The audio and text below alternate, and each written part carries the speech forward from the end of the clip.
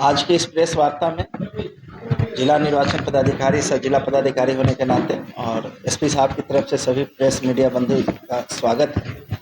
आज की यह प्रेस ब्रीफिंग मुख्य निर्वाचन आयुक्त भारत निर्वाचन आयोग नई दिल्ली की प्रेस नोट संख्या ECI/PN/23/2024 जो आज आप सभी लोगों ने मीडिया चैनल के माध्यम से सुनी और आप लोग को भी प्राप्त की गई, उसी के आलोक में की गई है। आज प्रेस नोट जारी कर दिया गया है।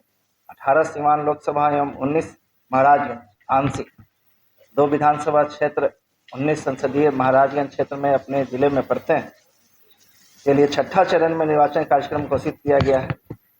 तिथिवार कार्यक्रम जो हम लोग को प्राप्त हुआ है वह यह है। अधिसूचना जारी किए जाने की तिथि 29 अप्रैल 2024 है।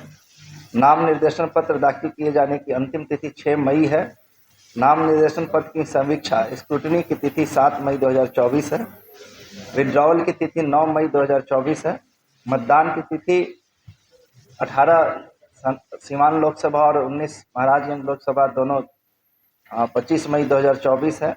मतगणना की तिथि 4 जून 2024 है और निर्वाचन प्रक्रिया पूरी किए जाने की तिथि 6 जून 2024 है। लोकसभा आम निर्वाचन 2024 के लिए रिटर्निंग ऑफिसर के रूप में जिला निर्वाचन पदाधिकारी सह जिला पदाधिकारी सीवान नामित है और 19 महाराजगंज आंशिक और 19 संसदीय महाराजगंज लोकसभा क्षेत्र के लिए जिला निर्वाचन पदाधिकारी सह जिला पदाधिकारी सारण छपरा नामित है। अपने जिले में लोकसभा निर्वाचन 2024 के लिए अधिसूचित सहायक निर्वाचन पदाधिकारी घोषित किए गए हैं, जिसमें 18 सीवान के तहत 105 सीवान विधानसभा के लिए अपर समाहर्ता सीवान है, 106 जेरादेई के लिए DCLR सीवान सदर है, 107 दरौली के लिए जिला पंचायती राज पदाधिकारी सीवान है, 108 रघुनाथपुर के लिए अनुमंडल पदाधिकारी सीवान सदर है, 109 दरौंदा के लिए उप विकास आयुक्त सीवान है, 110 बरहरिया के लिए जिला विभाजन पदाधिकारी। इसके अतिरिक्त निर्वाचन संबंधित सभी कार्यों में सहयोग के लिए जिला परिवहन पदाधिकारी, जिला आपूर्ति पदाधिकारी और प्रभारी पदाधिकारी आपदा प्रबंधन को भी ARO के रूप में नामित किया गया है। 19 महाराजगंज आंशिक के लिए 111 गोरिया कोठी के लिए उप महार्ता भूमि सुधार उप महार्ता महाराजगंज है और 112 महाराजगंज के लिए अनुमंडल पदाधिकारी महाराजगंज। सीवान जिले में कुल मतदाताओं की संख्या पूर्व में भी हमने आप लोगों को बताया है 25,46,041 है, जिसमें पुरुष मतदाताओं की संख्या 13,24,036 है, महिला मतदाता की संख्या 12,21,947 है और अन्य मतदाताओं की संख्या 58 है। कुल सर्विस वोटर्स की संख्या 7,277 है, जिसमें पुरुष सेवा मतदाता 6,861 हैं और महिला सेवा मतदाता की संख्या 416 है। पूरे जिले में 8 विधानसभा क्षेत्र मिला के मतदान केंद्रों की संख्या 2531 है, जिसमें 18 सीवान लोकसभा निर्वाचन क्षेत्र अंतर्गत पड़ने वाले मतदान केंद्रों की संख्या 1868 है और महाराजगंज के जो आंशिक सीवान में 2 विधानसभा क्षेत्र है उसमें मतदान केंद्रों की संख्या 663 है। यदि मतदाताओं की बात करें तो 18 सीवान लोकसभा क्षेत्र में पुरुष मतदाताओं की संख्या 9,82,273 है, महिला मतदाताओं की संख्या 9,04,983 यानी कि कुल 18,87,311 है। 19 महाराजगंज के 2 विधानसभा क्षेत्र जो सीवान में पड़ते हैं उसमें पुरुष मतदाताओं की संख्या 3,41,763 है और महिला की संख्या 3,16,964, कुल 6,58,727। जिला अंतर्गत कुल मतदान केंद्र भवनों की संख्या 1502 है, जिसमें 18 सीवान में 1078 और 19 महाराजगंज में 424 है। आपको बताना चाहेंगे कि जैसे ही प्रेस नोट जारी होता है, मुख्य निर्वाचन आयुक्त महोदय का संबोधन होता है, उसके बाद कुछ कार्य हम लोगों को आज के दिन से ही प्रारंभ कर दिए जाने हैं, जिसमें सबसे पहला काम हम लोग प्रेस ब्रीफिंग अपने प्रेस बंधुओं के साथ करते हैं। उसके बाद आज ही हम लोग सभी राजनीतिक पार्टियों के साथ MCC के स्टैंडिंग कमेटी की बैठक करेंगे, जिसमें उन लोगों को MCC संबंधित सारी जानकारियां उपलब्ध कराएंगे। इसके साथ आज ही MCC लागू होने के साथ जितने भी पब्लिक प्राइवेट बिल्डिंग्स हैं, सरकारी बिल्डिंग, उस पर जो भी बैनर पोस्टर जो MCC के वायलेशंस में आते हैं उसको हटाने का हम लोग काम करते हैं। 24 घंटे के अंदर में हम लोग को सभी सरकारी भवनों से ये हटा लेना होता है 48 घंटे के अंदर से सभी पब्लिक प्रॉपर्टी से हटा लेना होता है और 72 घंटे के अंदर में सभी प्राइवेट बिल्डिंग से भी यदि इस तरह का कोई वायलेशन का कुछ होर्डिंग पोस्टर बैनर है तो उसको हटाने का निर्देश। आज से ही सिंगल विंडो का जो हमारा कोषांग है वो एक्टिवेट हो जाएगा। डिस्ट्रिक्ट कंट्रोल रूम को भी आज से ही हम लोग फंक्शनल कर देंगे। इसके बाद सी विजिल जो भारत निर्वाचन आयोग के द्वारा एक प्रमुख ऐप है जिसके माध्यम से यदि कहीं पे किसी प्रकार का एमसीसी वायलेशन हो रहा है तो कोई भी आम जनता या कोई भी व्यक्ति उसको उस पर अपना कंप्लेन दर्ज कर सकते हैं और हम लोग की जिम्मेवारी है कि 40 मिनट के अंदर उसका निपटारण करें। तो सी विजिल भी आज से एक्टिवेट हो जाएगा। कंप्लेंट मॉनिटरिंग कंट्रोल रूम भी 24/7 आज से प्रारंभ है। 1950 पे भी आप लोग कंप्लेन कर सकते हैं। आम जनता से अनुरोध होगा कि किसी प्रकार की कोई बात या शिकायत हो तो वो सालों भर चालू होता है और आज से विशेष रूप से उसको हम लोग करेंगे। आज से ही हमारे सभी फ्लाइंग स्क्वाड एसएसटी की टीम्स एक्टिव हो जाएगी। जगह जगह पे जो चेकिंग्स होती हैं वो प्रारंभ कर दिया जाएगा और कुछ रिपोर्ट्स वगैरह हम लोग को भेजने होते हैं जो आज से हम लोग भेजना शुरू करेंगे। आप लोगों को पूर्व में ही बताया गया है कि टोटल फ्लाइंग स्क्वाड्स की संख्या यहाँ 32 है। एसएसटी हम लोगों ने 24 बनाया है और वीएसटी 24 है, वीबीटी 8 है और एक्साइज की टीम 10 है। उसके बाद जिले में इस बार कुल 4 डिस्पैच सेंटर बनाए गए हैं जहाँ पे मतदान के ईवीएम्स को हम लोग डिस्पैच करेंगे, जिसमें 18 सिवान के लिए लोकसभा क्षेत्र के लिए वीएम उच्च विद्यालय सह इंटर कॉलेज में 105 सिवान विधानसभा क्षेत्र और दरोगा प्रसाद राय इंटर कॉलेज में 106 जिला। महाराजगंज के आंशिक 2 विधानसभा क्षेत्रों के लिए स्वामी कर्मदेव जमुना राम उच्च विद्यालय एवं मध्य विद्यालय महाराजगंज को चिन्हित किया गया है।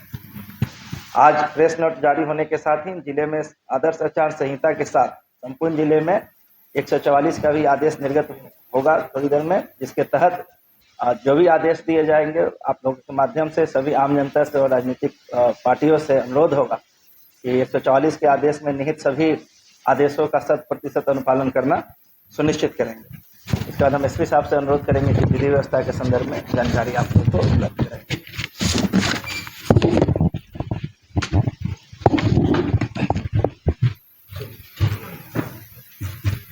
हमारे मीडिया के जितने भी साथी यहाँ पर उपस्थित हैं, एक बार पुनः सबका स्वागत है इस प्रेस कॉन्फ्रेंस में। और जैसा जिलाधिकारी महोदय ने स्पष्ट किया है, आज से एमसीसी लागू है और हम लोग पूरी तरह से तैयार हैं अब चुनाव में जाने के लिए। इस तैयारियों के बारे में विधि व्यवस्था के दृष्टिकोण से कुछ महत्वपूर्ण कुछ आंकड़े हैं और कुछ और तैयारियां भी हैं जिसके बारे में मैं आप लोगों को बताऊंगा और कुछ बातें मैं आम जनता से कहना चाहूँगा जो आपके माध्यम से आम जनता के बीच जाएगी। तो निरोधात्मक कार्रवाई जो 107 एवं 116 की जो कार्रवाई होती है, जिसमें शांति भंग ना करने का जो है बंद पत्र भरवाया जाता है लोगों से, उसमें 2024 से 10,003 व्यक्तियों पर प्रस्ताव हैं। 100 से बंद पत्र भरवाए गए हैं ताकि किसी तरह से शांति भंग उनके द्वारा नहीं की जाएगी। बिहार ये कंट्रोल ऑफ क्राइम एक्ट के धारा 3 के तहत जिसमें जिला बदर की कार्रवाई की जाती है, उसमें अब तक कुल 74 मामले जिलाधिकारी के न्यायालय में भेजे जा चुके हैं और उन सभी पे सुनवाई त्वरित गति से चल रही है। बहुत जल्दी उसमें आदेश निर्गत हो जाएंगे और जो ऐसे व्यक्ति हैं, असामाजिक तत्व हैं, जिनके रहने से चुनाव प्रक्रिया में बाधा उत्पन्न हो सकती है, उनको जिला बदर कर दिया जाएगा। सीसीए 12 की जो ज्यादा कड़ा प्रावधान, उसके लिए अभी तक हमने कोई प्रस्ताव समर्पित नहीं किए हैं, लेकिन 5 व्यक्ति हैं जिनको हमने चिन्हित किए हैं, क्लोज नहीं करेंगे। ऐसे 5 कारागार में संसीमित व्यक्ति हैं जिन पर हम लोग सीसीए 12 का प्रस्ताव भी भेजेंगे। इसके अलावा कुछ जो आंकड़े हमारी अवैध अग्नियास्त्रों की और कारतूसों की जब्ती से संबंधित है, तो 1 अक्टूबर 2023 से सीवान जिला अंतर्गत 104 अवैध जब्त हुए हैं, 154 खोखे कार्ट्रिजेस जब्त हुए हैं और बॉम्ब्स जिसे कंट्री बॉम्ब्स बोलते हैं या आम भाषा में सुतली बम बोलते हैं, तो लगभग 10 जो है बरामद हुए हैं। आर्म्स लाइसेंस जो अनुज्ञप्ति प्राप्त, उनके संबंध में मैं बताना चाहूँगा कि जिले अंतर्गत कुल 4,492 लाइसेंसी हथियार है, जिनमें से वेरिफिकेशन के 2 स्टेजेस पार कर चुके हैं और हम लोग का ये आंकड़ा 3,181 पे पहुंचा है एक आखिरी मौका भी दिया गया है। जिन लोगों ने अपनी हथियारों को अभी तक वेरीफाई नहीं कराया है उनको एक आखिरी मौके के रूप में 18 से 20 तक की डेट दी गई है। अब भी इस डेट में भी जो लोग वेरिफिकेशन के लिए उपस्थित नहीं होते हैं अपने हथियार के साथ, उनका बिल्कुल समरेरली उनका जो है हथियार जमा करा लिया जाएगा और अनुज्ञप्ति जो है वो उसको कैंसिल करने की कार्रवाई की जाएगी। उसके अलावा कुछ मैंने आप लोग की सहूलियत के लिए भी एक हैंडआउट आप लोगों को कुछ इम्पोर्टेंट धाराओं के बारे में आप सभी ने निर्वाचन आयुक्त महोदय की का संवाद सुना होगा प्रेस कॉन्फ्रेंस के माध्यम से।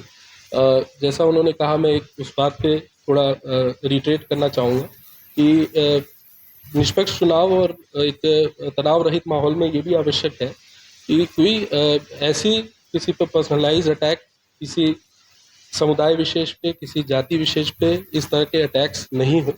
तो इसके लिए जो भी कानूनी प्रावधान है उसके संबंध में एक सूची आप लोगों को भी उपलब्ध कराई गई होगी। मैं एक आध चीज़ें पढ़ सकता हूँ इसमें से, जैसे एक धारा 505 public mischief, statements conducing to public mischief, अगर इस तरह की कोई भाषा, कोई वाक्य प्रयोग में आता है जिसमें कि जातीय तनाव उत्पन्न करने की क्षमता है, वो इस धारा आईपीसी की 505 धारा के तहत दंडनीय है। इसके अलावा 153A है, दूसरे भिन्न समुदायों में अगर कोई तनाव उत्पन्न करने की कोशिश करता है, और इसी के साथ कुछ करीब 12 से 15 धाराएं यहाँ पर रिप्रेजेंटेशन ऑफ पीपल एक्ट एवं इंडियन पीनल कोड की दी गई हैं। मूल बात इतनी है कि चुनाव को एक निष्पक्ष तरीके से तनाव रहित माहौल में पूर्ण कराना है, और कोई भी ये नहीं समझे कि चुनाव के मौके में वो कुछ भी बोल करके और अराजकता फैला सकते हैं या विधि व्यवस्था को प्रभावित कर सकते हैं। विधि व्यवस्था पूरी तरह से नियंत्रण में है और रहेगी। और मुझे इसी के साथ मैं आप लोगों को धन्यवाद देना चाहूँगा, अपनी वाणी को विराम देना चाहूँगा। मैं अपेक्षा ही करूँगा कि बिल्कुल एक शांतिपूर्ण तरीके से चुनाव कार्य संपन्न हो। धन्यवाद। दिया गया है, ठीक है, विद्या दी है। अच्छा, मिल जाएगा। 74 प्रस्ताव हम लोगों ने आदेश कर दिया और डेली बेसिस पे हम लोग अब सोमवार को रिपोर्ट करेंगे, और जो भी वैसे व्यक्ति जो चुनाव को प्रभावित कर सकते हैं निश्चित रूप से उनको हम लोग पूरे चुनाव अवधि के लिए जिले से बाहर करेंगे।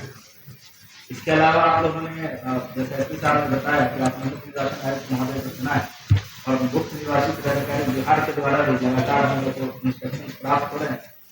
मैं भी एसपी साहब की बात दोहराना चाहूँगा कि हम लोगों की प्रशासन की प्रमुख जिम्मेवारी है कि चुनाव निष्पक्ष शांतिपूर्वक ढंग से, बिना किसी अराजकता का, बिना किसी वायलेंस का, और सबको समान मौका देते हुए कराएं। और इसके लिए हम लोग पूरी तरह प्रतिबद्ध हैं। हमारे सभी प्रशांत एक्टिव हो चुके हैं, हमारे सारे पदाधिकारी जिला स्तर से पंचायत स्तर तक के।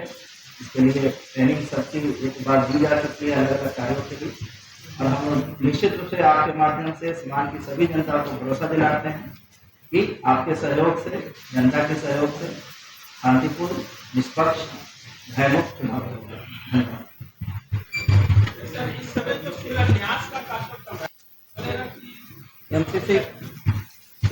एमसीसी लगने के बाद